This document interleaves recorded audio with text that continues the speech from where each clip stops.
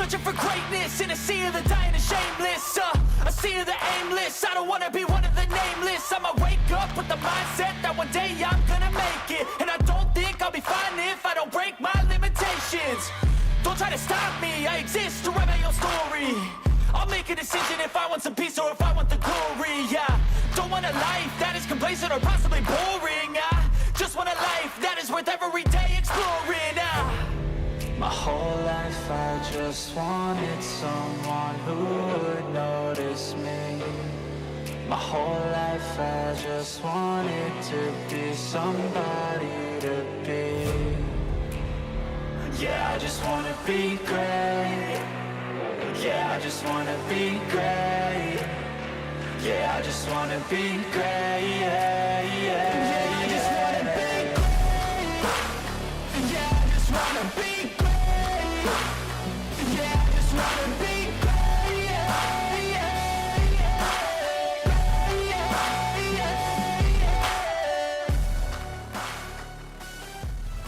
Arguably one of the biggest races of the season. When it comes to the guys here in Sim 500 tonight, we go to the Irish Hills of Michigan.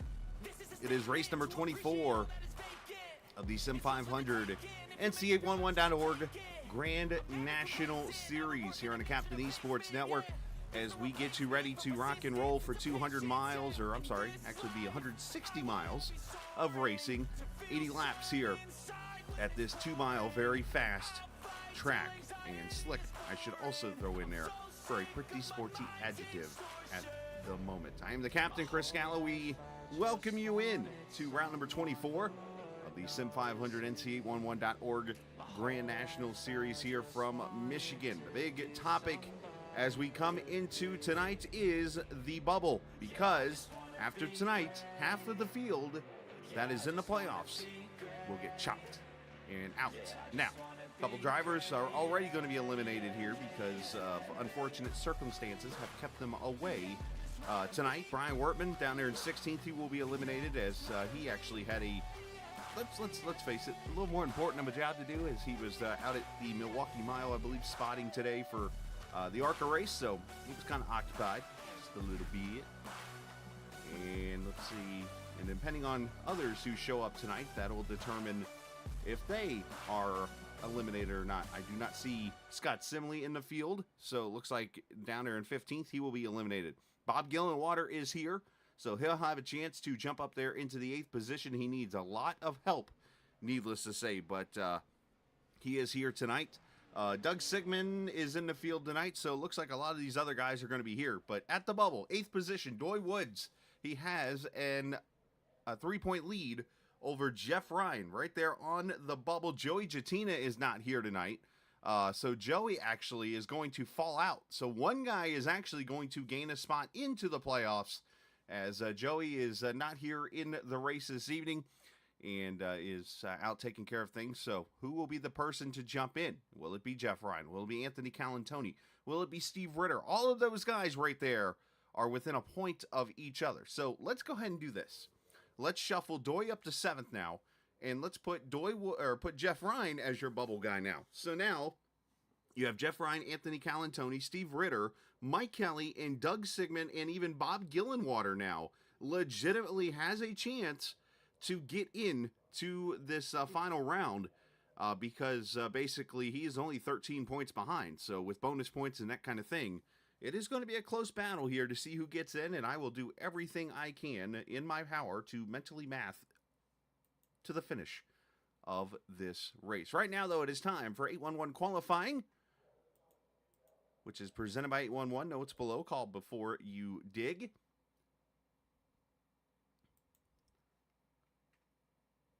Let's see which car we want to grab onto. Let's do Chad Coleman. Chad Coleman going to be the first. Of course, all the cars qualify at one time. For those who are new to iRacing and have never seen this before, basically all the cars qualify at once. They get 2 laps as Chad gets a loose there off the corner.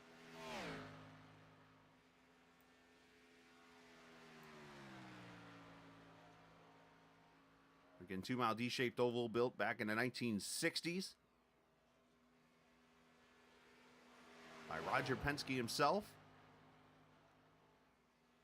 He has hosted tons of racing from the Cup side to a lot of NASCAR series. Obviously, Indy cars had a bunch of races here. They had a race back in the day called the Michigan 500. That was always a fun one. And, of course, the infamous US 500 when the whole split happened in the open field side of things, or open wheel car. Wesley Donaldson setting the mark, 39-34. Let's see if anyone can top that right now as Chad Coleman crosses the line. And leave it to my stuff to be on top of another here. Chad is actually fourth on his lap. Give me a second. We will re-upload the bug, if you will. In broadcasters' terminology, that's what that device is called, the bug. So if you ever hear that or hear that referenced in a race, like, oh yeah, I'm having issues with the bug, or you see up there on the bug, that's what this means. Larry Pace now up there at 39-28, so good lap on his part. And here comes your points leader. Pedro Mojica's had a little bit of a struggle, and he jumps to the top, 39-28. On the pole right now, he and Larry Pace have been pretty much matching times with each other. Not only today, but these last couple of races when Larry has been here. However, the pole king, Tyler Dalton, goes P3, 39-34. And you will notice these lap times are pretty much going to be right on top of another. Seth Foundy goes to P11. Bob Gillenwater, going to be watching him very, very closely as he is P13 right now, 39-51. He's going to need a lot of help to get into these playoffs, or to the second round, I should say.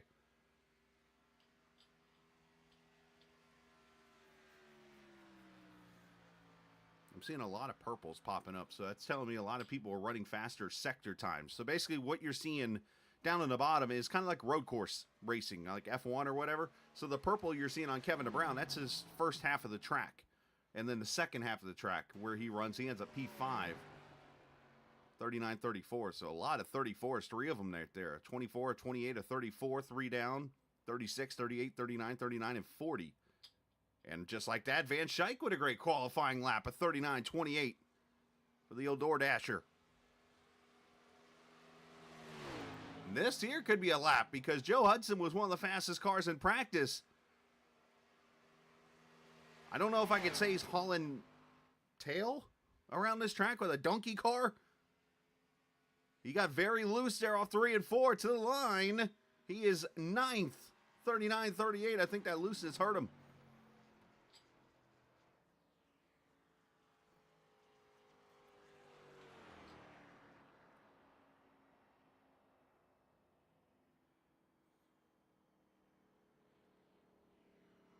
And I don't see any other people running laps. David Comstock, Josh King, Doug Signan, Josh Parker, the usual, and Gerald Livingston. Right now, 5 cars who have not run a lap. 5 minutes of hit qualifying is officially over. Pedro Mojica on the pole again here in Michigan as we get to our 1 lap of warm-up. And as I'm going to do here, I got a quick little thing I'm going to show you guys real quickly on the track before we get to the important stuff here. So you're going to see me pop up, and let's go to the track real quick. So I want to show you one portion of the track that a lot of you who do not run on iRacing might not know about. And that is the corners here at Michigan. So let's jump out here. Once again, they can't see me, so I'm actually going to be stopped in the middle of the track here in a second. We go out here in our car. So I'm going to pull right out here on track, and the reason why is I'm going to pull up right over here in the middle of the corner. And right about here, I'm going to stop my car. Because you might hear this a lot at this track, but racing at Michigan, there's a lot of different sectors on this track, and especially in the turns. Once this seam right here, you see this little black line in front, there's different transition of banking right there.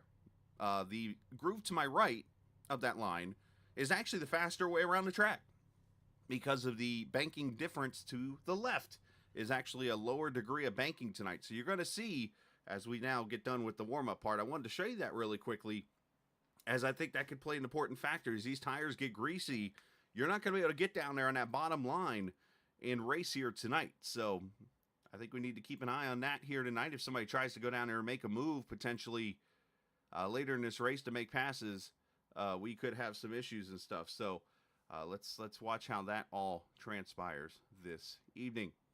All right, starting lineup. Sees Pedro Mojica, 39-24 on the pole. Larry Pace, who won last week, going to try to make it 2 in a row. Part-time driver there in the 00. Charles Van Schaik will start there inside of row number 2. Alongside him is Tyler Dalton there in the 4th position. Wesley Donaldson, another good qualifying run. He'll start next to Kevin DeBrown, who will pop up there to 2nd. As these guys grid, Jeff Ryan, Matt, and Mike Kelly there in row 4. Again, a reminder, the P's next to the names, those are the playoff drivers, just so you know. Joe Hudson, Doy Woods there in row 5. Row number 6, as these cars will start to roll out, is John Higdon Jr., Chad Coleman, Glenn Campbell, Seth Foudy there in row number 8. Row 9, Anthony Calantoni and Steve Ritter. Bob Gillenwater, Stefan Marinick, row number 10. Row 11, Josh Van Weston and Ron Holyfield. Tommy Ryan, and in the cars that did not run a qualifying lap, David Comstock, Josh Parker, Josh King, Doug Sigmund, Gerald Livingston. 28 cars going to go for 80 laps here this evening as the cars work their way onto the back straightaway.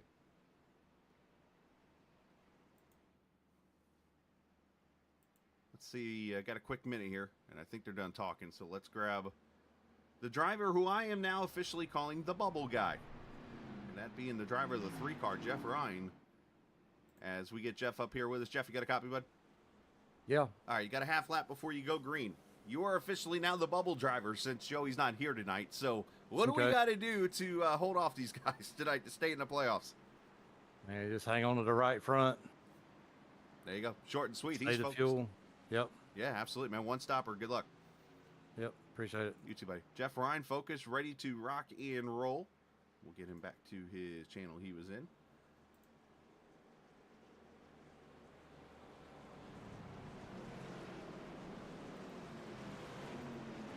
As I showed you, or talked about, the iRacing default weather, 80 laps, 160 miles. I keep thinking it's a 2.5 mile track. But either way, Pedro Mojica, Larry Pace going to lead them to the green flag. And tonight at Michigan, 8 drivers end their playoff run, and 8 continue on.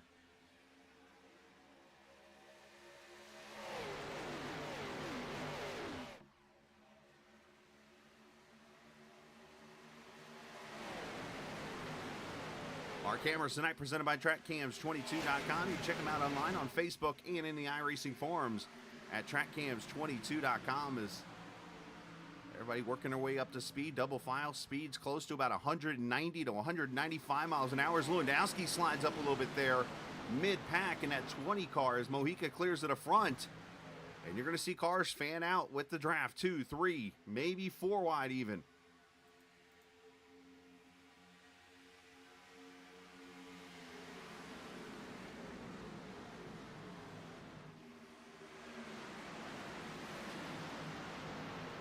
As up front, Tyler Dalton. Got by Larry there for second. Now it's Mojica for the lead. And he's going to clear him, and Pace is going to go by also. And this is typical Pedro. Just kind of falls off a little bit, lets the car come to him later in the run. That's something that kind of bit him last week. He went in for tires at Richmond and got involved in a lot of trouble, and thankfully he was able to use a new set of tires to work to a top 5 finish at Richmond, or else we could be talking about a whole different story going into tonight's race. But it worked out for him, unlike a lot of others. But this track, a driver-friendly track. A lot of people love racing here.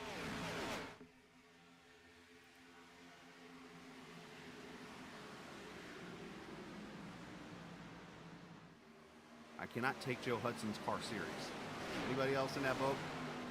I'm sorry, but when you have a donkey on your car, you cannot help but think of, like, oh, and there goes Hudson in the wall. Get turned. No caution. Everybody's kept it straight, trying to see the car that he slid off of there. And that car is pancaked. I was obviously joking about his car. And is that Higman in the 60 that got him?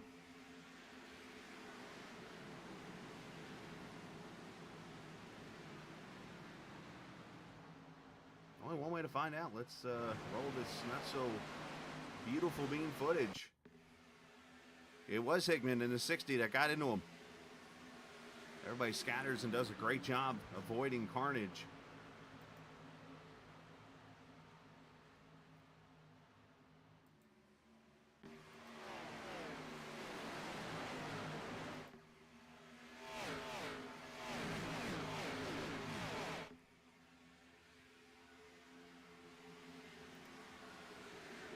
Van Schaik there in that 23 car, running behind Jimmy Coleman there in the 54. Good to see Jimmy back here on the track this evening.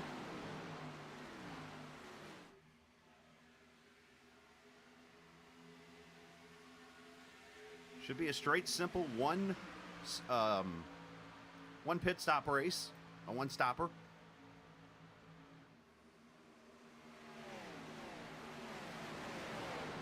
You have to forgive my lingo tonight. I took a nap a little bit ago.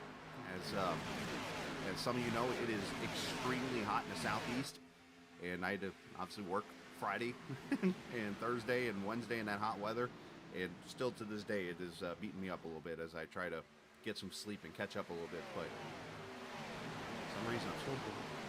But it's okay. I'm in my favorite place.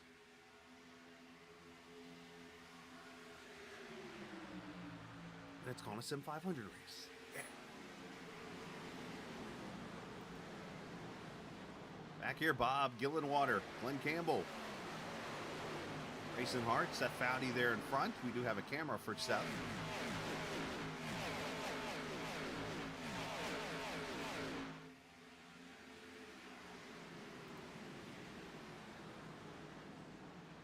We'll check out what he's maybe changed on his camera.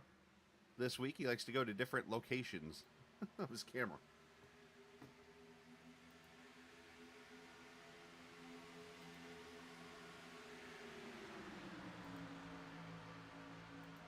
So Seth right there, 15th position. Let's see our location tonight. Well, looks like on the desk.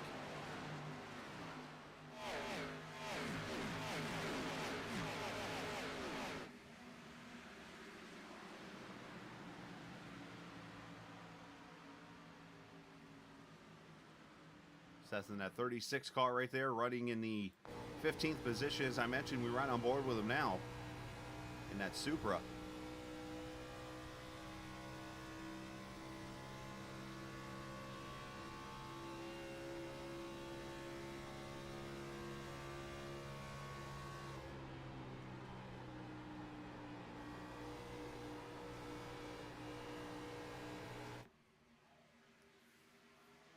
Dalton still continuing to lead. Pace right there with him. Mojica, Mike Kelly, and Lewandowski already up to the 5th position after starting back in the 11th spot. Check back in with Seth here in a little bit. I say that, and here comes the Richmond winner, Larry Pace to the bottom.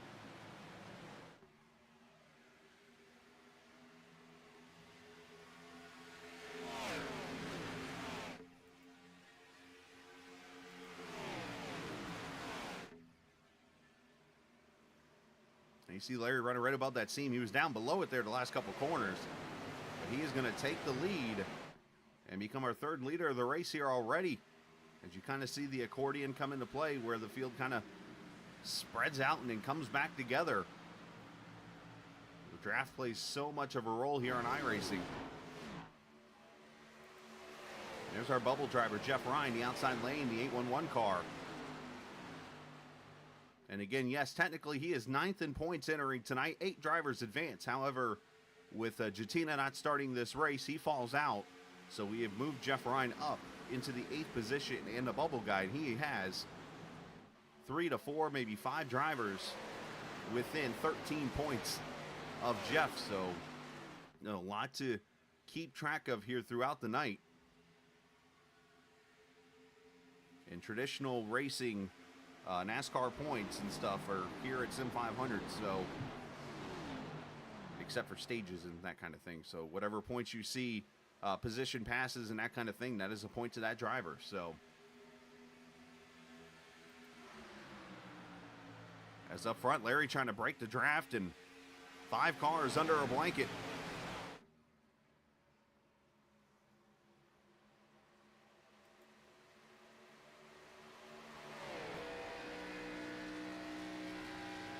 That is a very comforting sight when you have a 27 car choo-choo train, 26 car choo-choo train all the way back. As Mojica diving in there for a second. Here comes Kelly there behind him.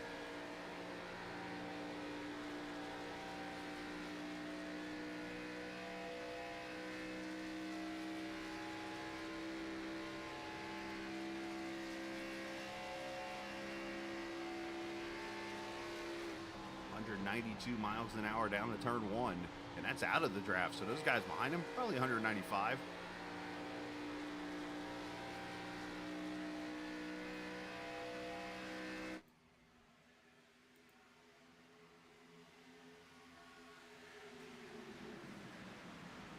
Laps in, and probably the closest track we race this season to Mike Kelly's home area of Minnesota. I don't think he wants to call anything in Michigan his home area, but well, I guess we did run Iowa, so maybe we could throw that one in there. I'm trying to remember which. Is it Michigan and Minnesota that plays for the Paul Bunyan Trophy, or is that somebody else? I'm trying to remember which college football rivalry. Somebody in Minnesota.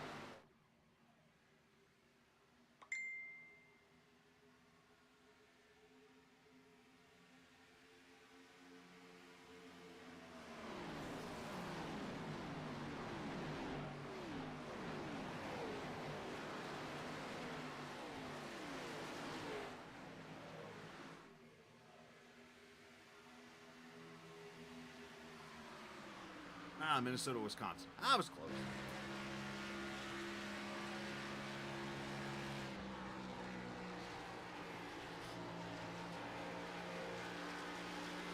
According to my phone, it's Wisconsin.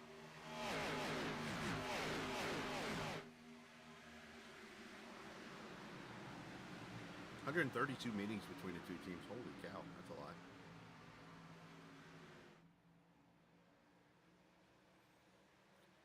And apparently back in 1890 when they first met, that was running up the score of 63-0. Oof. Beat down.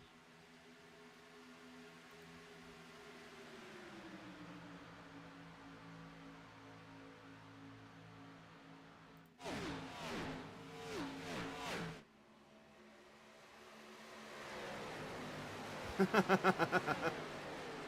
that the, what's the jug called? I can't remember now. So I know, like, Purdue and Indiana play for the old Oaken Bucket. I've been to a couple of those games, actually. As Calantoni and Jimmy Coleman battle here for the 10th position. Calantoni, one of those bubble drivers. He's right there trying to get those Talking Giants number 84 car.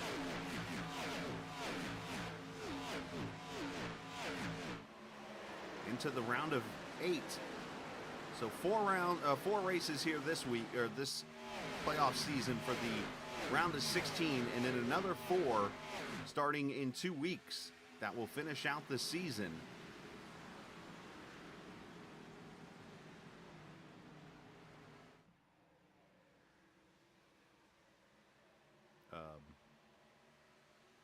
The war canoe.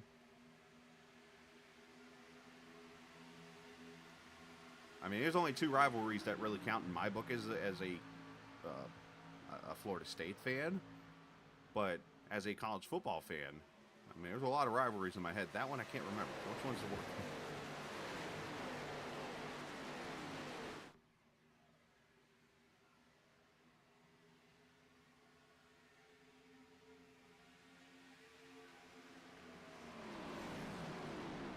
See, you guys saw it, the war canoe.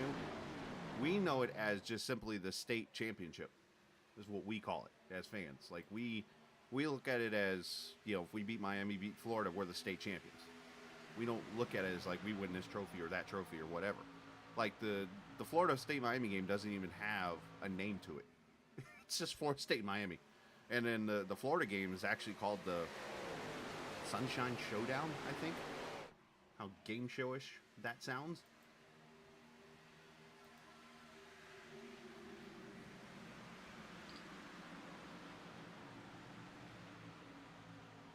See one car blinking a little bit. Was that Gillenwater or Foudy?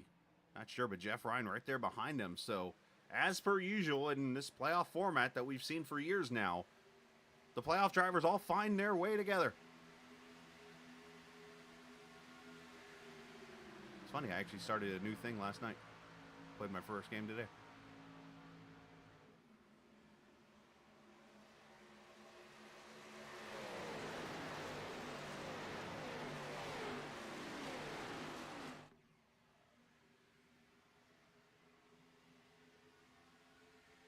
So Larry Pace continues to lead a draft of about 8 cars. And then there's Charles Van Schaik, who is the 9th place car. He's actually now joined the battle. And it's back to 10th place Josh Parker.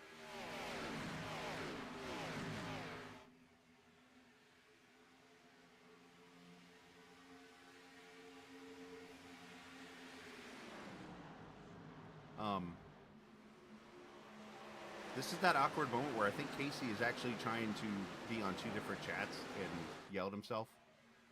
I think that is entirely possible here.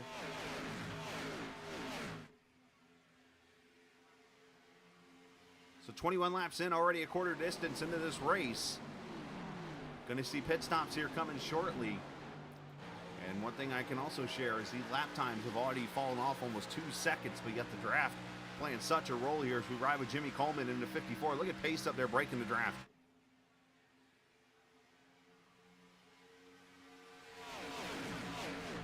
The car on the move is this guy right here, Thomas Lewandowski. I called him Charles, which I believe is his brother. Thomas up to 4th now, slides past Kevin DeBrown as Dalton there behind Pedro.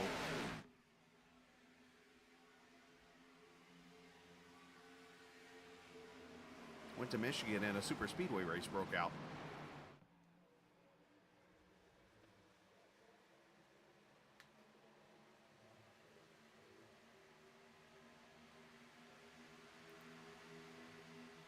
Back here, Doy Woods, another playoff driver who was the bubble guy before tonight, moved up to 7th in points, but he still could find his way out tonight. It's David Comstock, top side. Just kind of taking his time and letting the race kind of come to him as Jeff slides up a little bit there. Got to be careful. We do appreciate Jeff. Oh, Marinick almost got the wall. We do appreciate Jeff coming over and talking to us there for a second. I know he was focused, ready to go. I wanted to get a quick word with him, obviously, see how he's feeling about tonight.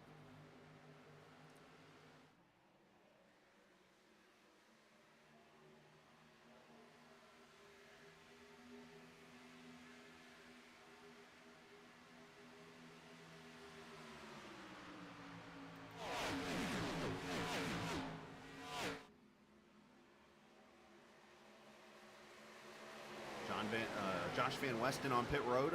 Unscheduled stop for the 47 car. Tyler scraping the wall up a little bit off the 2.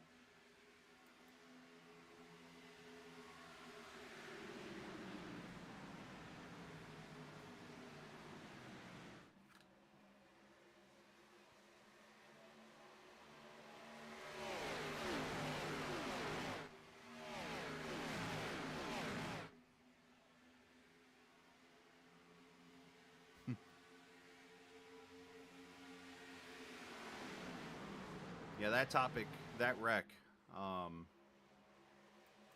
it was vicious. I'm right there on that bandwagon with everyone else. The only thing I want to say, now that Ryan's okay and been let go out of the hospital and stuff like that, the only comment I want to make to this is for those who say they need to reword themselves. For those who say that that was the worst wreck they've ever seen or the worst wreck that, as in NASCAR history and stuff like that, reword it. Make it the worst wreck you've seen in the next-gen car, because let's put some wrecks, and I took this into perspective today as I was driving around a little bit. So Austin Dillon in 2015 pretty much gets stopped by a catch fence at 200 miles an hour. Was that wreck worse than Ryan Preece's? What about when Carl Edwards flew up into the fence? What about when Jeff Bodine's truck disintegrated at Daytona. My point to that is like there are so many different wrecks that have happened in NASCAR history that I will say that I could agree that that was the worst wreck in the next-gen car.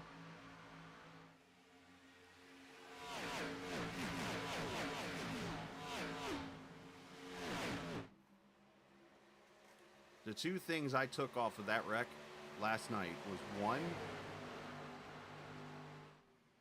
the part of the track that separates the grass from the bus stop is going to be the main cause of that car catching air. Basically, with the grass, there's a little bit of a, I guess, elevation change, if you will, between the grass and the asphalt. That right there caused the car to catch air. The second thing I noticed is, as Tyler's starting to fall back, he must have hurt his car hitting that wall there off too, is the car really didn't fall apart much. Like it's supposed to. Because when a car falls apart, flipping, it disintegrates and it absorbs the energy of the wreck. Didn't see much of that.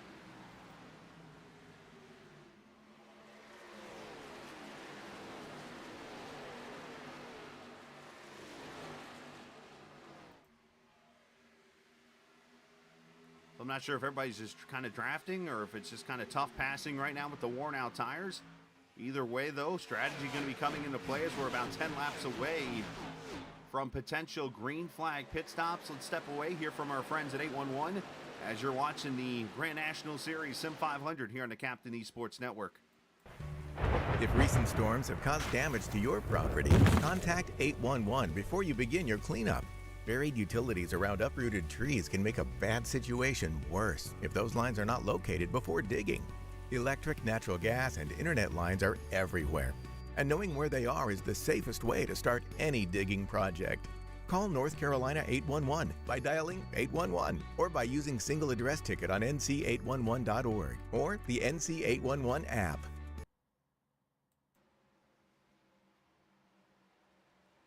All right, back we are here from the Michigan Speedway virtually on iRacing, the Captain Esports Network. Round number 24 of this Sim500 NC811.org Grand National Series. As you're watching the battle with Mike Kelly, Wesley Donaldson, Chad Coleman, all here for the fourth position. Of course, the series presented by 811 and cannot help but think about what is about to be situated here with the United States, and that, of course, the dawning of the end of August into September, which means, yes, we're 3 months into hurricane season. But this is where the Gulf and the Atlantic Ocean really start to kick into gear. And, of course, today down in the... Here's meteorology, by the way, coming into play here. Down in the Gulf of Mexico, I don't even know how it's pronounced. Is it Idalia? That is formed over in the Gulf and looks like it's going to be heading towards the Florida, Alabama area of the Panhandle and Gulf of Mexico area. So this is a good reminder, of course, as the storm gets there, to be ready, and you're going to obviously have power line damage, tree damage, and stuff like that. So make sure you stay in contact with 811 and authorities to keep yourself safe in that situation. You bring up Michael territory, Case. There's a lot of storms that have hit in that area. And there's something I'm going to bring up that only 4 of you or 5 of you are going to hear, but it's something I never hear meteorologists say. Real quickly. So we'll use Michael as an example. Let's use, watching Wesley get tight with Mike there. Let's use Katrina. Oh, and here we go. Contact in trouble. Mike Kelly, Bob Gillenwater, Charles Van Schaik. Josh Parker goes to pit road to miss, and there's a caution. And this involves a couple playoff drivers.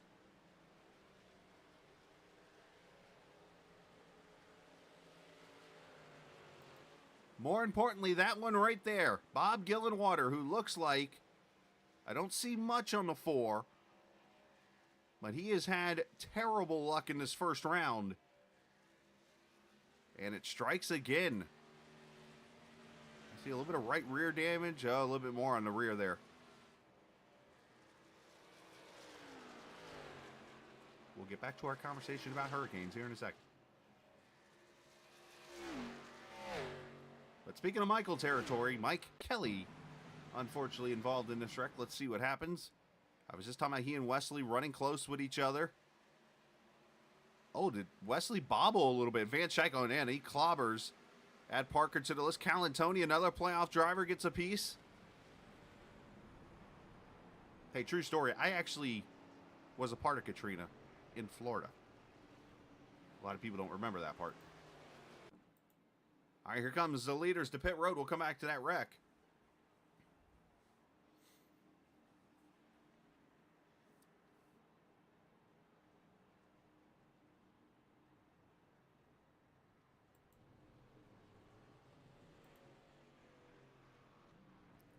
And somebody overshot their pit stall over there. Might have been Donaldson. I'll have to see. But here we go. 4 tires and fuel for everybody. Race off pit road. Larry Pace going to get it. Now, of course, I always make this joke, and I cannot help but beat the dead horse again. 47 laps to go in a race. I could have predicted that somewhere in the next 5 laps would have been a caution or something, because it would not be a race at Michigan or Auto Club if we didn't have fuel mileage to talk about. You could bring an electric car to Michigan, and it'll be a fuel mileage race. Stupidest quote I could probably ever come out with, but it's facts. All right, let's go back to the accident a second time here.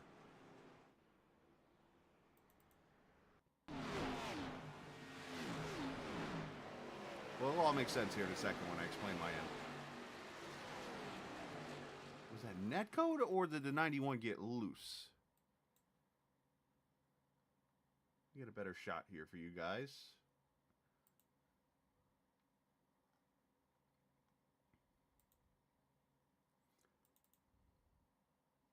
Yeah, I think there's going to be a little... Oh, there's some contact right there.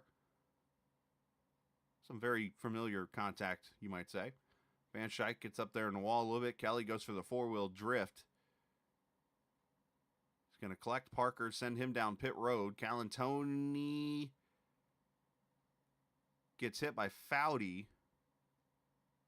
Shouldn't be much damage on that 84. But then Gillenwater gets clobbered by the 23 twice. Tyler Dalton goes through the grass. That was a welcome caution for him. And Josh Parker's over there doing his best Mark Martin impersonation. And he about hit the same spot that Mark Martin did. For those who have never seen that highlight, here, I don't know what it is. I seem to find a highlight that you can reference in the NASCAR Classics now on their website. But Mark Martin pierces the inside wall here in the 55 a few years back. Except he hit right there in the corner, not where Kelly did. Or Parker, I'm sorry.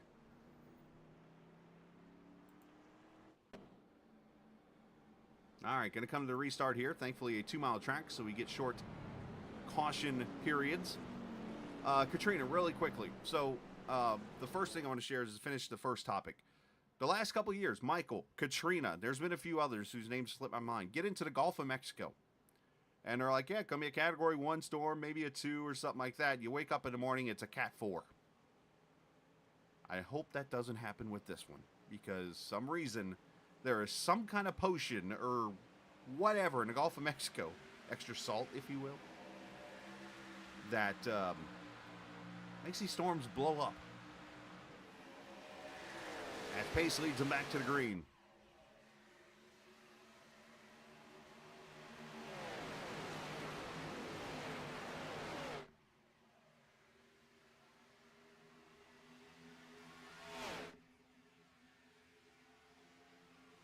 Well, I mean, in all realistic, it's got to be the warmer water, because that's the only thing that fires up a storm, outside of lack of wind shear and different things like that. That's why I always joke around when a storm, I forget the storm that was, that went up the spine of Florida a few years back. But, you know, I joked around and said, yeah, that storm's not going to weaken until it gets past Lake Okeechobee, because of all the water that sits down there in the Everglades. As for the lead, Mojica goes to the front. Pedro said, it's my turn.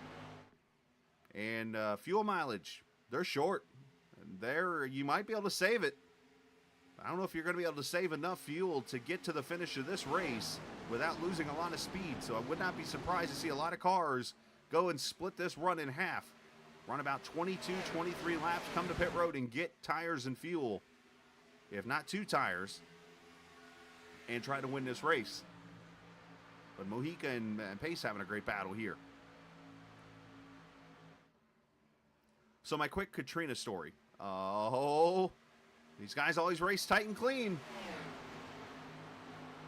Of course, Katrina hit Miami as a Cat 1, as Marinette gets a little loose back there in 2.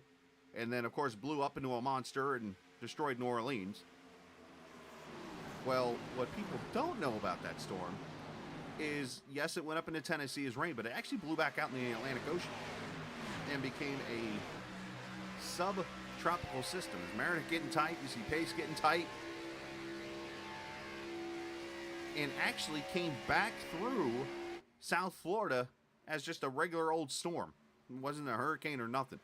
And what's funny is I was driving home from college one night, and I felt like this gust of wind and like this rainstorm, like a severe thunderstorm coming through, like about blow my car off the road. And I'm like, what in the world was that?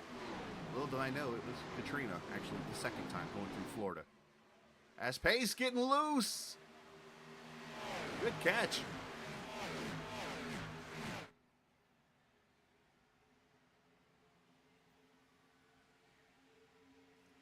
Josh Parker on pit road. That damage must have been a lot worse.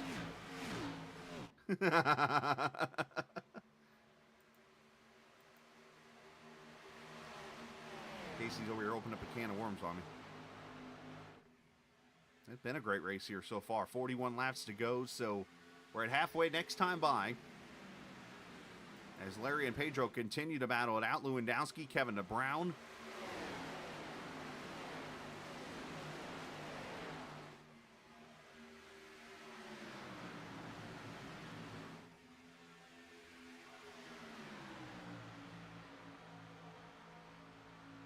Chad Coleman, Tommy Ryan, Jimmy Coleman all right there within about 3/4 of a second.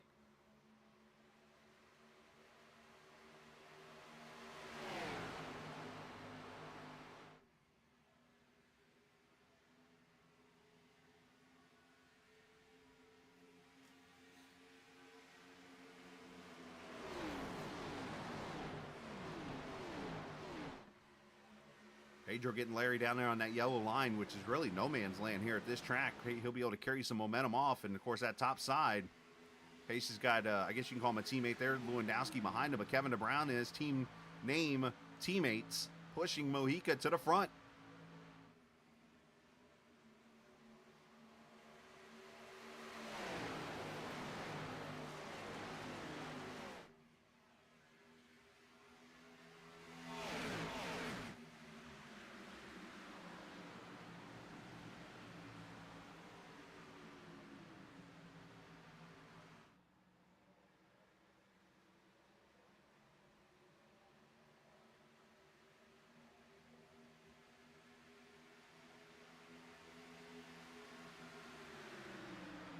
So I'm looking over at the timing and scoring right now, just trying to see where people are running right now throughout the field. And as I do that, let's bring up the old point standings. As we were entering tonight's race, Mojica and was leading. Of course, let's go down here to 8th and 9th. Jeff Ryan, as I said, is a bubble person. Jatina falls out. Calantoni right now would be in. Ryan actually falls out. Ritter's got a chance to be in. There's a whole group of guys right here. Mike Kelly was just in that wreck. Gillenwater right now is going to need a miracle to jump in. So we're going to keep an eye right here from 9th place down to 14th. There's 6 guys, counting Jeff Ryan, and you can even count Doy Woods in here. 7 guys battling for 2 spots.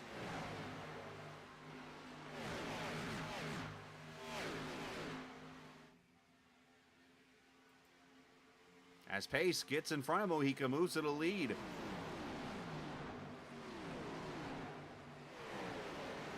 And Mike Kelly is actually off the track right now in the 2 car. So you can now probably eliminate Mike Kelly out of the playoffs. Unfortunately for him, 26th position. So we are down to 6 drivers for 2 spots.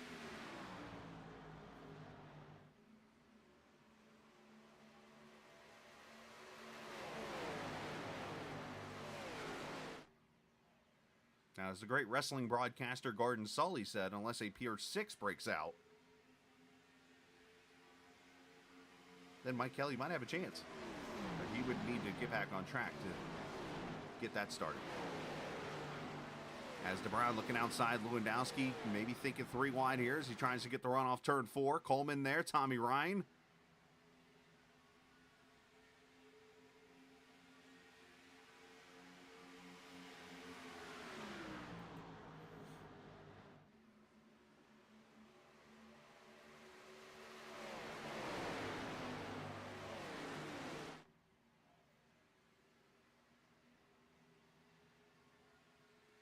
Seth Foudy at the end of that pack, joining in there, 10th position, got the car fixed after his contact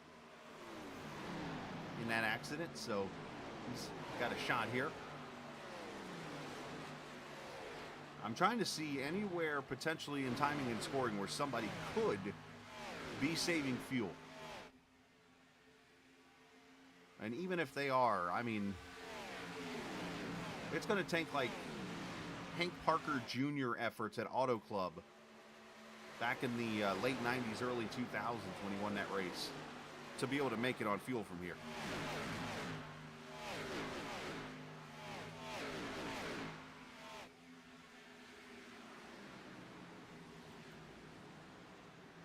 These guys up here, definitely not saving. They are racing hard for 2nd, 3rd, 4th, 5th as Larry Page drives away.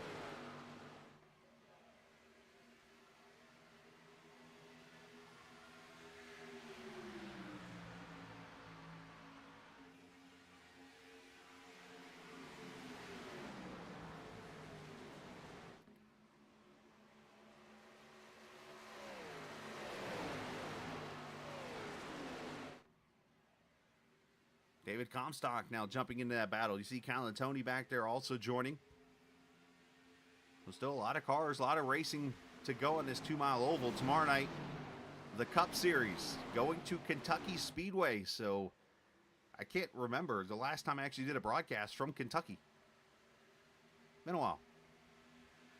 I'm looking forward to being there with Kevin tomorrow night. 8:15 Eastern Time. Great news. I'm not working tomorrow, so I will be there early.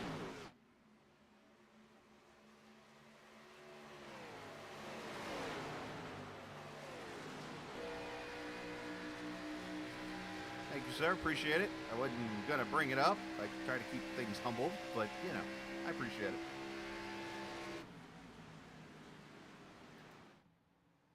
I will jokingly say I'm taking lessons on how to do a bump and run on a super speedway. If anybody wants to learn. Just kidding, obviously.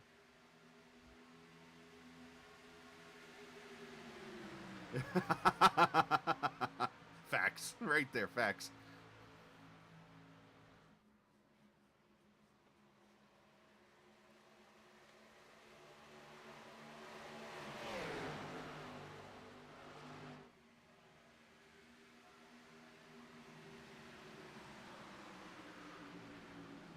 Tommy Ryan, Chad Coleman, Jimmy Coleman, Stefan Marinik almost getting ran over by Foudy there.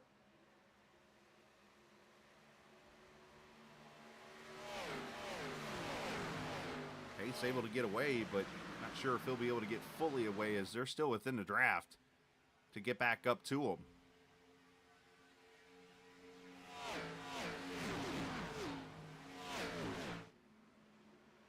Here's Doy Woods in the 28 car.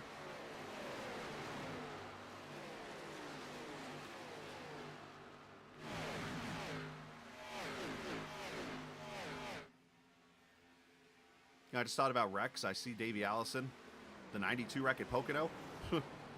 What was worse, that or Ryan Preece? The 91 DW wreck at Daytona. What was worse, that one or Ryan Preece? So, going back to the topic there for a second about that being the worst wreck in NASCAR history, as they said last night. Some people did on social media.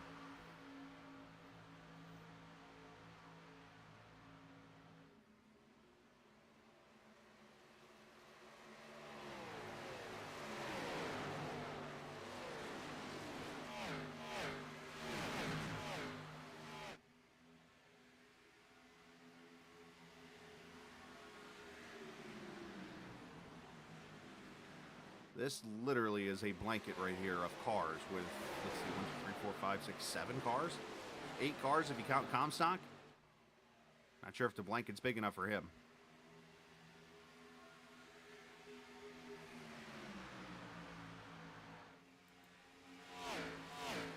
All right, so let's go ahead and put the math out there. We're short on fuel. We won't discuss that. We're pretty short on fuel. What lap are we coming to pit road? Because we went green at 45 to go. You cut 45 in half, you get 23, 22, 23 laps. So we're about 5 laps away from that number. The window is open. Anybody can come to pit road at this point. You come to pit road here. Is it 2 tires and fuel? Is it 4 tires and fuel? Is it fuel only? Because you got to be able to get, you only need probably 2 gallons of fuel to get to the finish. Unless you get to Sim500 overtime. Now, Jeff Ryan's going to answer the question, I guess, for me. He's on pit road now. Here comes the 3.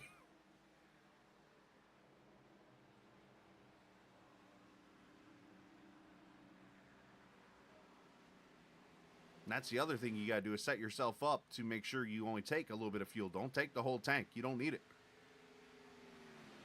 He's taking tires. Right side's going on. So that would be the case where you fill the tank up. He's going right sides only. So 10-second stop for the 3. So there you go. The strategy has been put out there. And holy Daytona.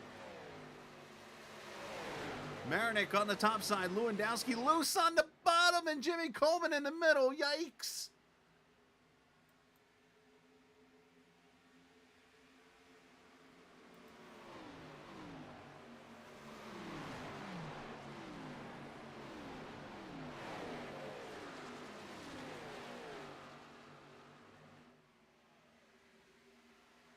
Mojica to pit road.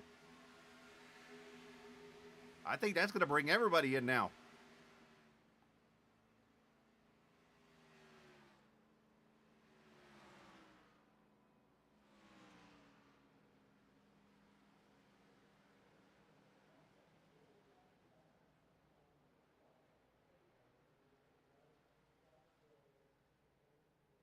He's going right side tires at least. 4 tires for the 58.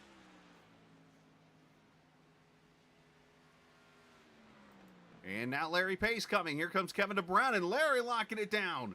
Oh, Kevin really, oh boy.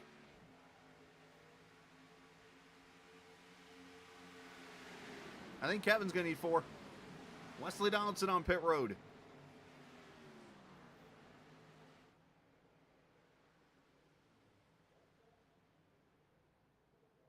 That's what I need to do. I'm going to email, because SDK, of course, is the program I use. Thanks to them for all their hard work, for a lot of step telemetry and stuff like that. I'm going to send them an email and see if there's a way they can add the flags in our timing and scoring, where I could see if somebody has a black flag or not. 4 tires and fuel for Larry as he leaves. 15-1, a lot slower. Chad Coleman, Tommy Ryan on pit road. Kevin DeBrown, 14-8, he pulls away. Steve Ritter, Josh King, back there in the Rustmobile. John Higman Jr. now to pit road. Stefan Marinik leads.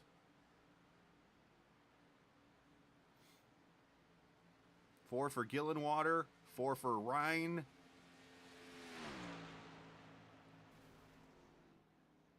Everybody looks like 4 tires and fuel.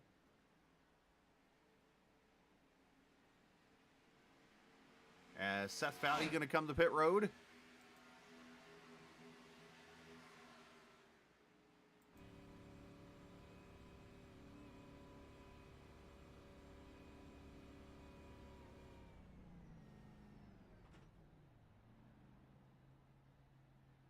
See what Seth does here. Right side tires going on. Going 4 tires. You can see his pit crew over there in the right side window. Or the right window on my screen, left side window in his car. Pulls away 4 tires and fuel. 14.9, goes through about 70 pit stalls.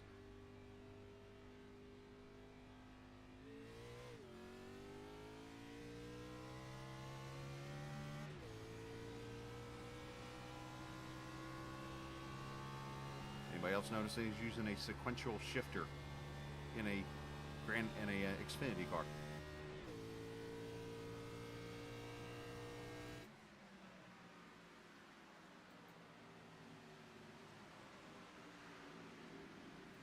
All right, so Pedro Mojica has beaten Larry Pace out of pit road with that 1 lap difference and also a faster pit stop. So now Mojica leads this pack, I should say. Meredith leads the race over Jimmy Coleman with 21 laps to go. And I'm thinking the rest of these cars that have stayed out here are going to be the ones that maybe run this tank to the end and get a hope for a caution. Which I like that strategy, especially if you're Calantoni, if you're Doy Woods. Woods maybe not so much for, because for his situation, I almost think he might have needed to play it safe and come to pit road because he is right there on the bubble. Dalton can go either way. I think Sigmund I like this for. As Bob Gillenwater back on pit road, so unfortunately for him, his playoffs going to come to an end. So we're down to 5 now, and caution is out.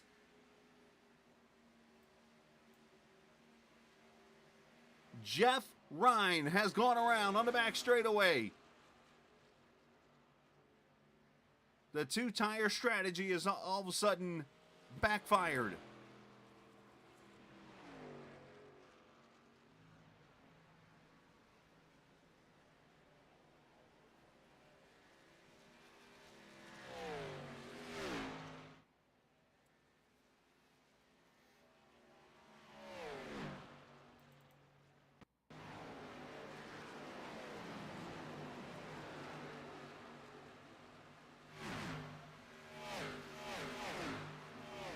Oh, Jeff gets hooked by Doy Woods. 2 playoff drivers, and oh boy.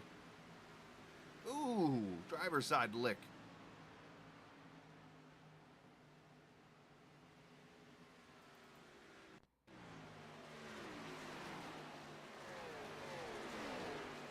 And for Jeff Ryan, unfortunately, major damage to not only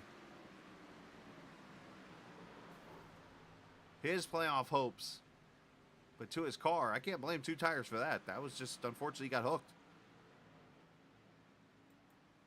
This is a caution that Mojica, that Pace, and those guys did not want to see. As here come the leaders to pit road, and they're bringing the others with them. Those who just came to pit road a few laps ago all got to come back. That's how important tires are. Oh, and now we got to go over the points again.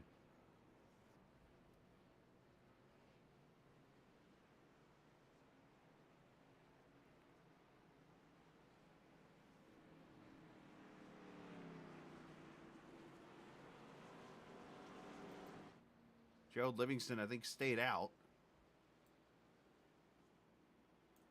And Jimmy Coleman wins the race off pit road. 4 tires and fuel for those guys. Larry Pace took tires. So did Pedro Mojica. Kevin DeBrown might be the only one who did not take tires. So we'll have to keep an eye on that one if we get a late race caution. All right, let's, this is definitely a race changer right here. And let's bring in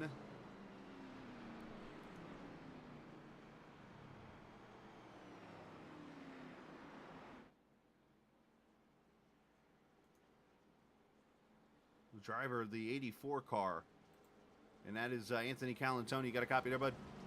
Yes, sir. All right, so the seas have kind of opened up here for you a little bit. Jeff Ryan, unfortunately, taken out in that wreck with Joey not here tonight. It looks like right now a couple of cars battling for a playoff spot, actually for 2 playoff spots now with that situation happening. How you feeling right now with this situation, being able to steal some track position and keeping that 84 up there?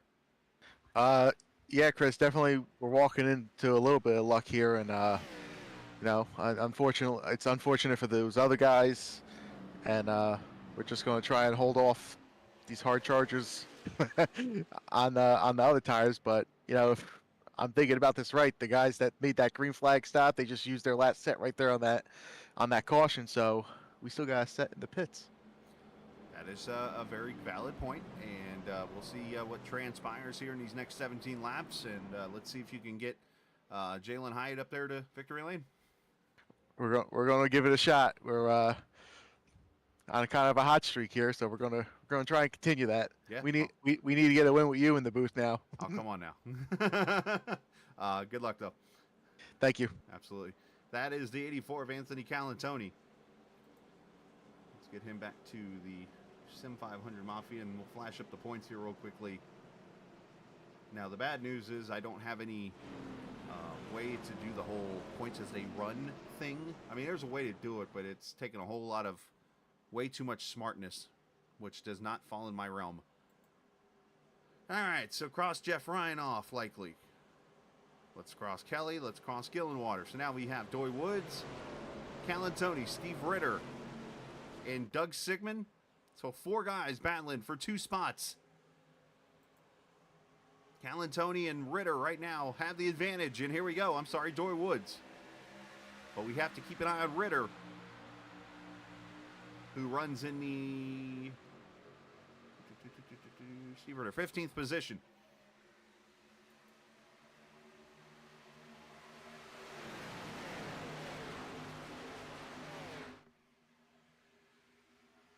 And everybody's scattering a little bit here, and I think this is a good chance to turn it up a little bit.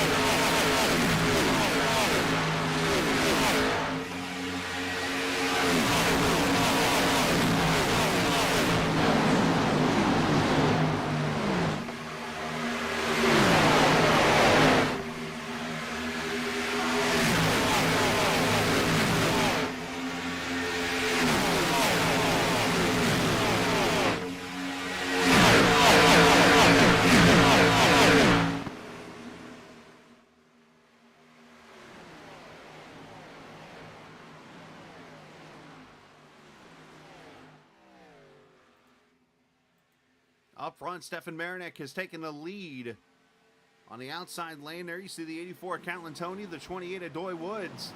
And in the battle behind him, David Comstock and Larry Pace. You heard Anthony mention during the interview there, he believes that Larry and the 58 of Pedro Mujica took their last set of tires on that stop. And according to my timing and scoring, I believe that's correct. The one car that did not take tires, we'll have to keep an eye on, is Kevin DeBrown.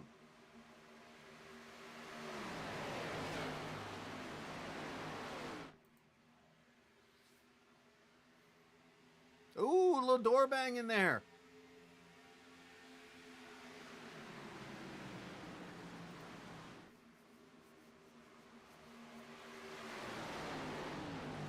Oh, contact with Comstock and Pace again.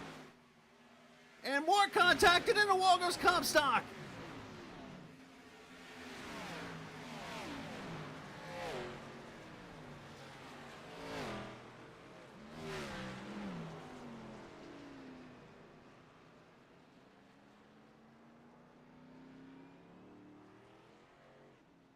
Temper's getting the best of drivers there.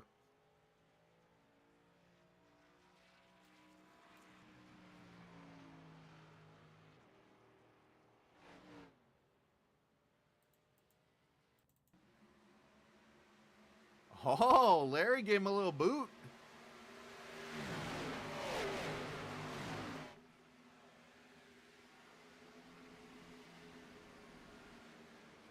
Two unhappy drivers right there.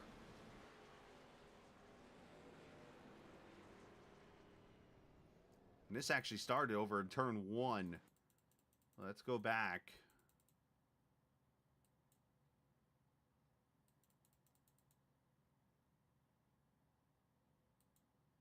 All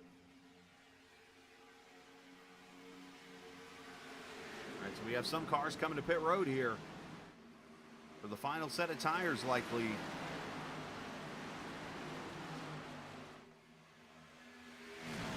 Right here, they're going to come together. Right there. A little door banging. And I don't think Larry was too happy about that, so he's going to go over here. Oh, they're going to hit each other again. And Larry's going to go over here and, well, give him a little tap. And then Comstock's like, dude, I ain't playing. Just getting to each other and wreck.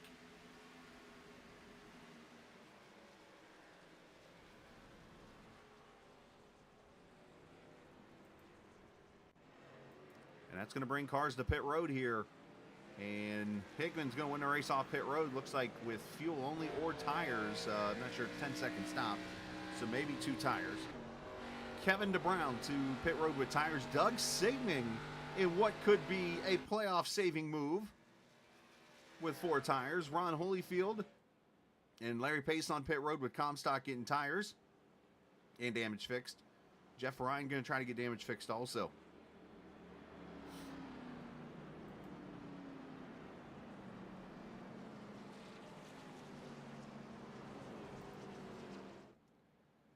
Action-packed race.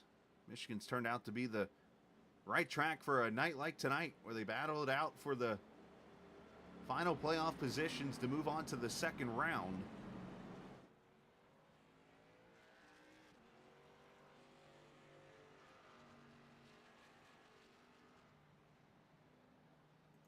We'll go down here and talk to Ritter.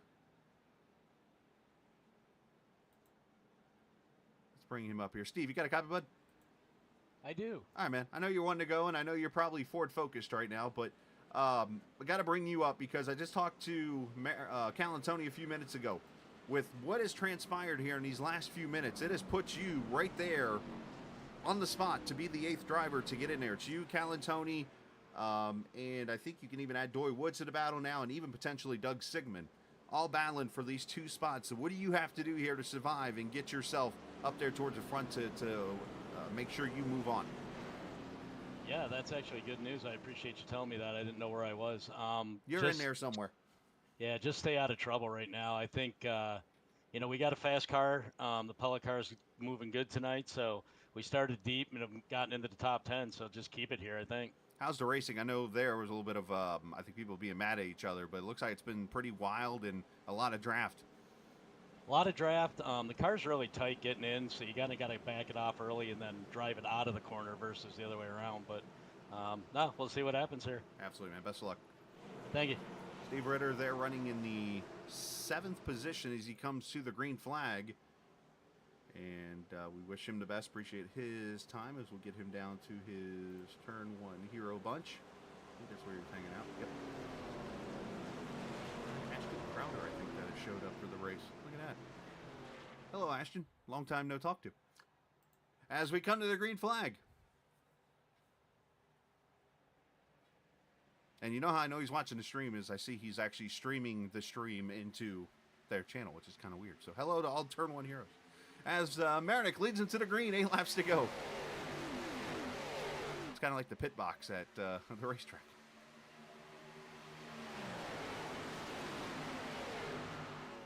All playoff drivers in the top 6. Make that 7 of the top 8 and 8 of the top 10. A lot of them can kind of take it easy and not hurt each other.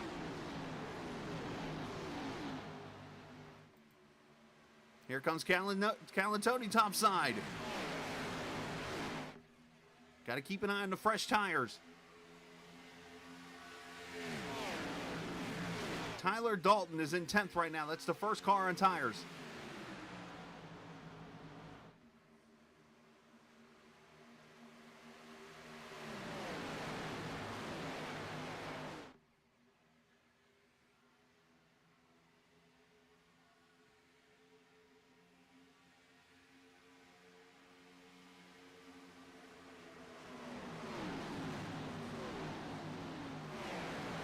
Marinich hoping that those guys continue to battle as the draft brings everybody back together, side by side racing.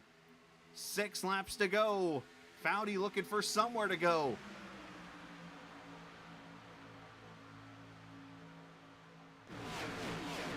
See that rear damage on Cantoni. Wonder how much that's hurting him. Doy tries to slide up. Don't take each other out, because that would pretty much slide Ritter and potentially Sigmund into this.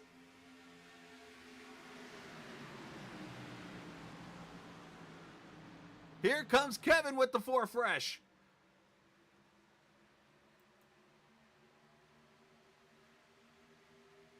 Well, he is eating down there at that bottom.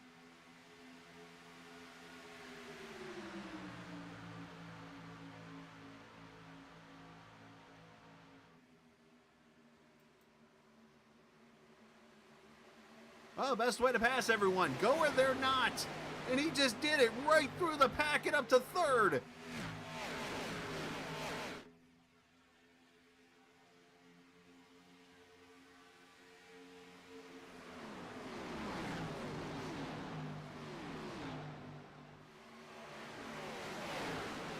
Four wide through 3 and 4. Who wants it more?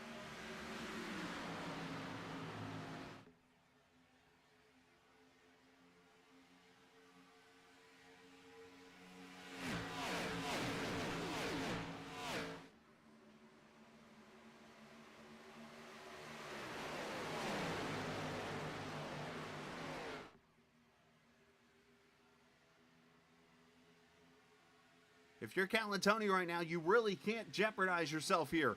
He might need to let Kevin go just to hold on to 3rd.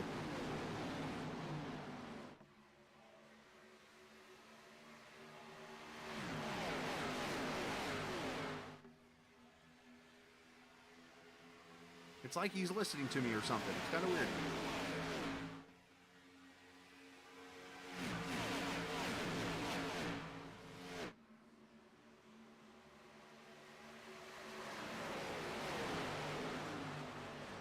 Three laps to go. In what has been mania in the back. Marinich, 0.2 of a second over the fresh tires of Kevin Brown. There he goes. And fresh tires coming behind with Jimmy Coleman.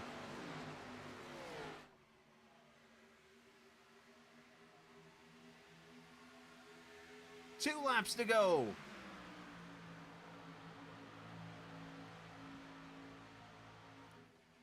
Does Jimmy Coleman have anything for Kevin Brown? Oh, contact. One car in the wall back there. I think that was the 20. Josh King's off track. They're trying to wreck back here. Saw Lewandowski get the outside wall. Everybody's good.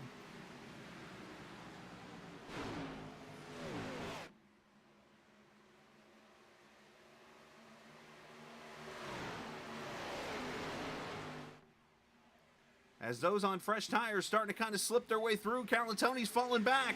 White flag, final lap as Coleman goes for the lead.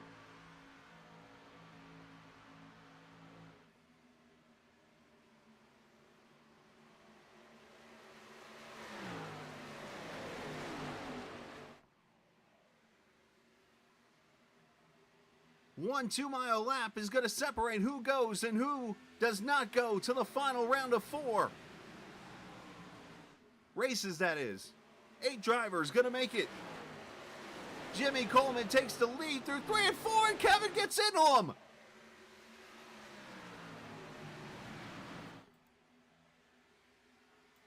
Kevin Brown, after contact, wins in Michigan.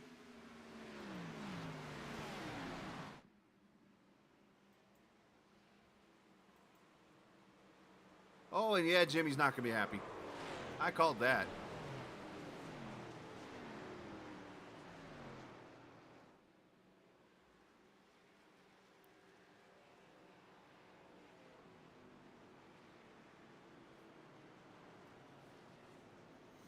Jimmy Coleman cleared Kevin, but Kevin had a little bit of space there in the inside lane, got into the side of him. A little bump and run there to the finish. And according to my timing and scoring, Anthony Calantoni finishes 6th, Doywood's 12th. And by my numbers, that should put Calantoni and Doy into the final round. We'll have to see if that's confirmed. But there were 2 spots open. And for Ritter, he's going to fall 3 points short. If I do the math correctly, for Sigmund, obviously he'll fall about 15 points short.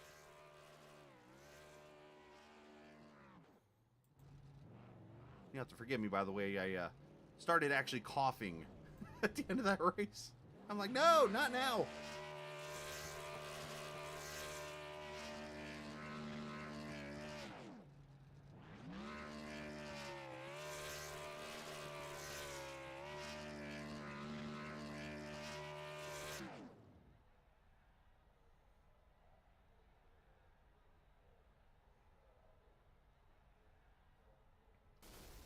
And boom, goes the dynamite as Kevin blows it up there.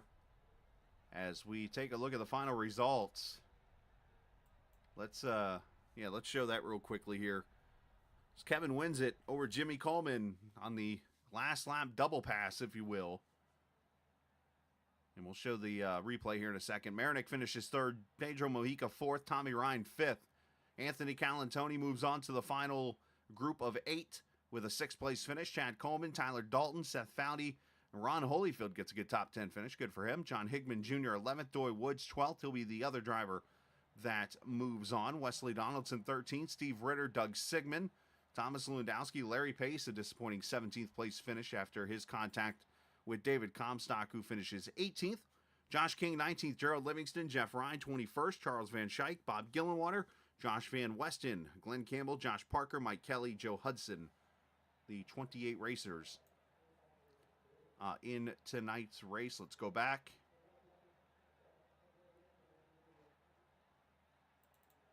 As they took the white flag here. Jimmy to the inside.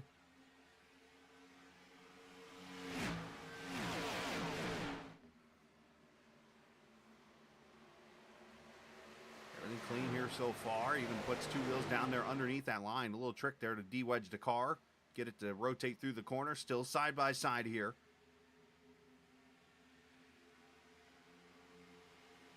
They go into 3. Kevin lets Jimmy go to try to get the run off. Jimmy protects the bottom there. And Kevin just slides up into him, makes contact.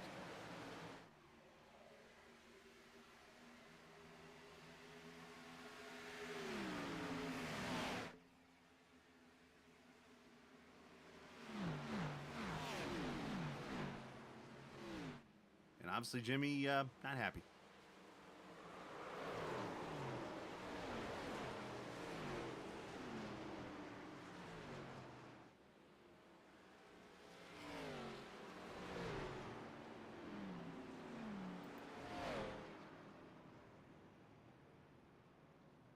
Let's talk to our 3rd place finisher, and that being Stefan Marinick in the 1 car. Moves on to the final round of 8, if you will, for the final 4 races here for the championship. But a 3rd place finish for you, Steph. Nice job tonight. Obviously had another chance to get that win. The tires unfortunately got to you at the end, but still a great finish and just some great momentum as you carry it into the final round here. Thanks. Yeah, I just didn't choose the right strategy at the end. I did have an extra set of tires. And, I felt like the track position was more important than having fresh tires, but it just went green and they had enough time to catch up. So it's kind of frustrating, but it's still a really good race. I feel like I'm peaking at the right time of year. A few weeks ago, Mike Kelly and Steve Ritter, my teammates, helped me adjust some settings on my brake, and I think it's really helped me gain a lot of speed. So I'm excited for the last 4 races. We've been really fast the past 3. So let me throw this scenario at you, as obviously, totally understandable to be frustrated with yourself over that. But, you look at Kevin, you look at Tyler Dalton, you look at Jimmy Coleman, those guys started back mid-pack to restart that race, and 2 of them got up there. The third one kind of struggled getting through there. So do you feel that maybe knowing that now, that the risk-reward of pitting there for those tires might not have gotten you back up there? That was kind of my mindset. You never know what's going to happen back that far in the pack. And when I was back there, it was crazy. So that was crazier. yeah. But yeah, I just felt like the risk was too high to make that call, and if we would have had a caution or something, it might have helped out a little bit. But hindsight is 2020, so we still got a good finish, and like you said, it's good momentum going into the last few races here, so I'm really excited. Well, you did a great job tonight. Still a 3rd place finish, as mentioned, and you move on into the final round of 8 drivers, 4 races to set it all up. Obviously, you get a kind of a week off to think about it, and then you come back on the let's see, what would be that date? That'd be the 10th, and you go to Indianapolis Motor Speedway. So I think it's a pretty good start for a round of 4 there, and obviously got to get your mind right going to a track that's pretty tricky.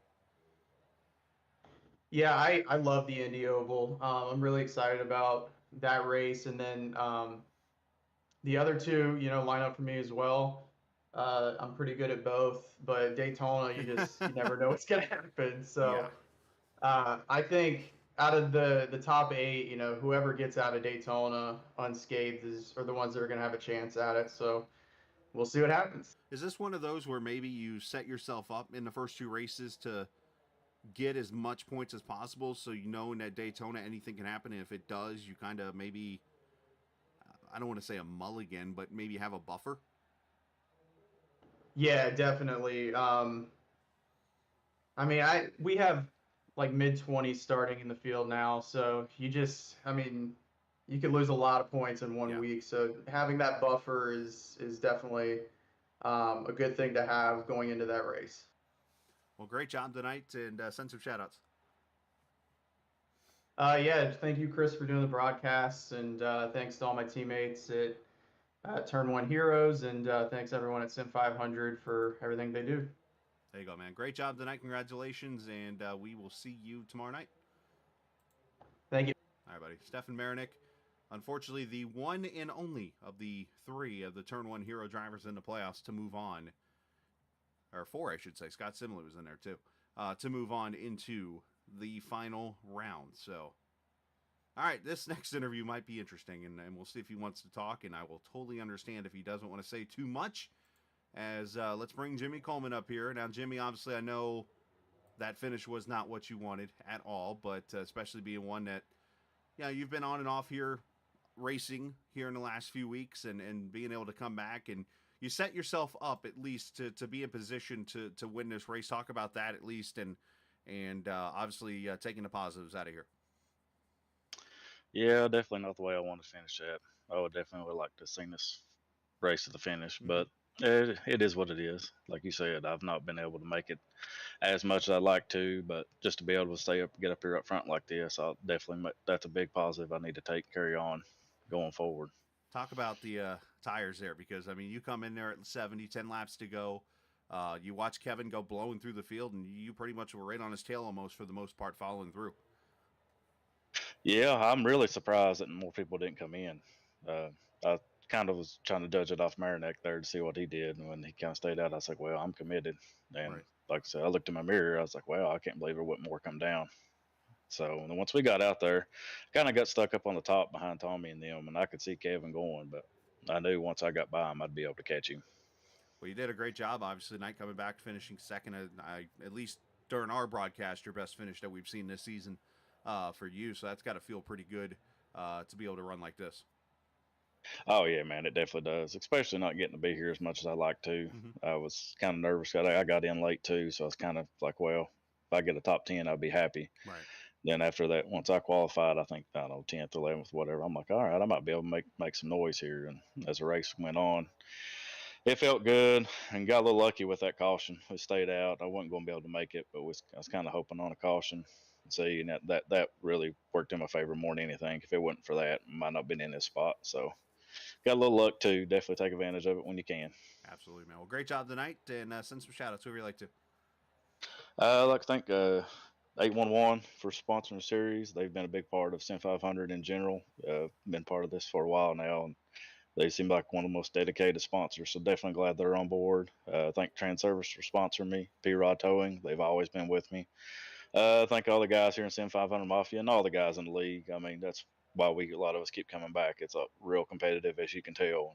I think it brings us all back. So just a big shout out and appreciate everybody watching. Hope they enjoyed the race. Absolutely, man. Well, great job tonight finishing there, P2. I appreciate it, man. All right, buddy. Jimmy Coleman, obviously, as he said, just is what it is, but he gets a good finish out of it, finishes second in the race here tonight as Kevin DeBrown goes to victory lane here this evening. Let me make sure I give him the right channel. And I guess you can kind of put a controversial way, but I don't know. I guess if I if I take the broadcaster's hat off, I mean, I'm not the only one that had or you're not the only one, I should say, that had a last lap contact wreck win deal happen this week. But needless to say, man, winner at Michigan.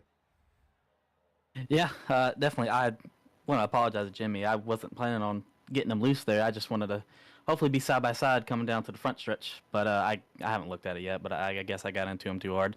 But yeah, big apologies to him. That's not how I wanted to win, but we'll take it.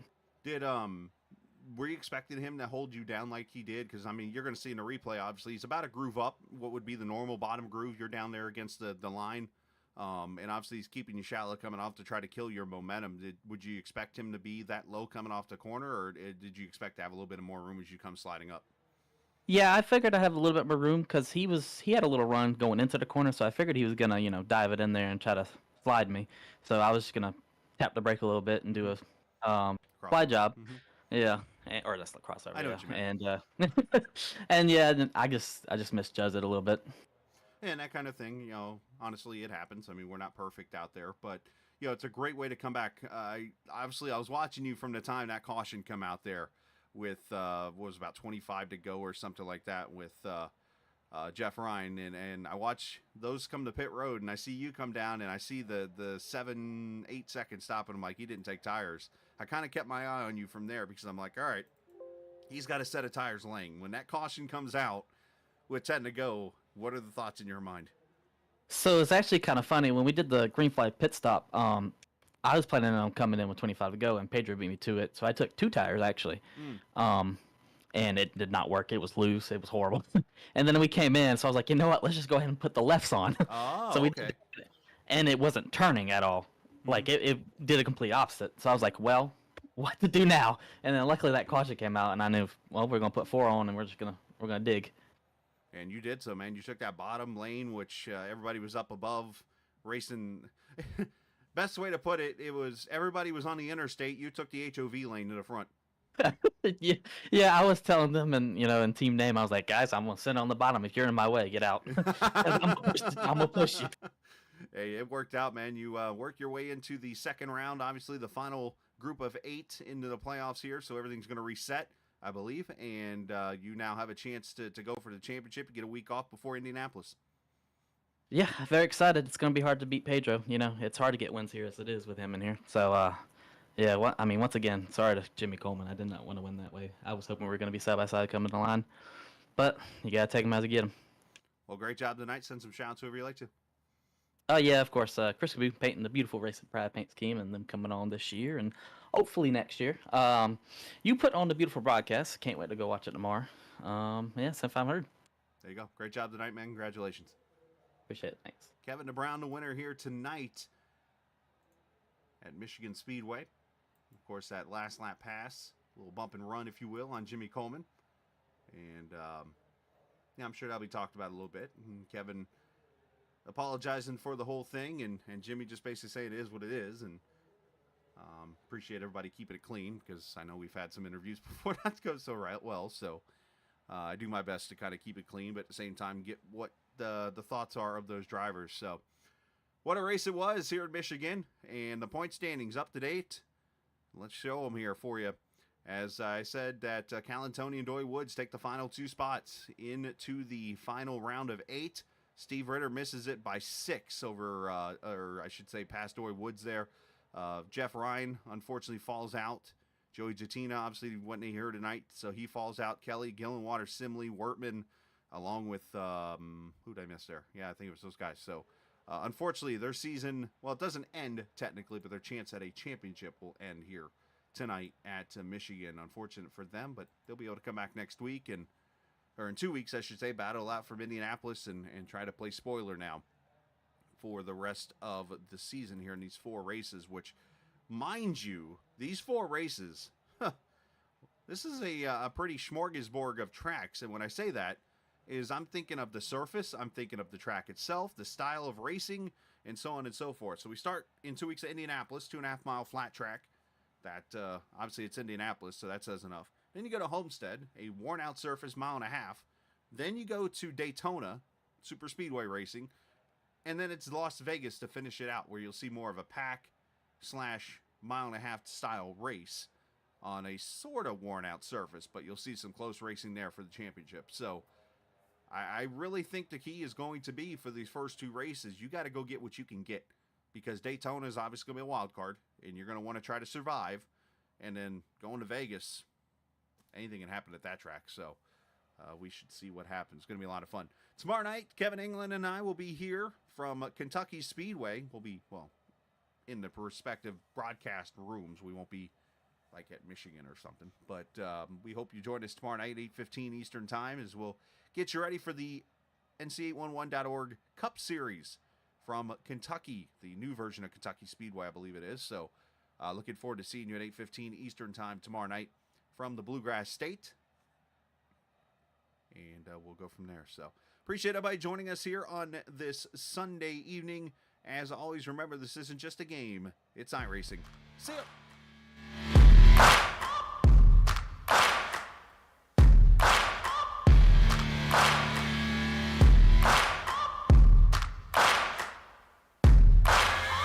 Searching for greatness in a sea of the dying and shameless, a sea of the aimless. I don't wanna be one of the nameless. I'ma wake up with the mindset that one day I'm gonna make it. And I don't think I'll be fine if I don't break my limitations. Don't try to stop me, I exist to write my own story. I'll make a decision if I want some peace or if I want the glory. Yeah, don't want a life that is complacent or possibly boring. I just want a life that is worth every day exploring. My whole life I just wanted someone who would notice me. My whole life I just wanted to be somebody to be. Yeah, I just wanna be great. Yeah, I just wanna be great. Yeah, I just wanna be great. Yeah, yeah.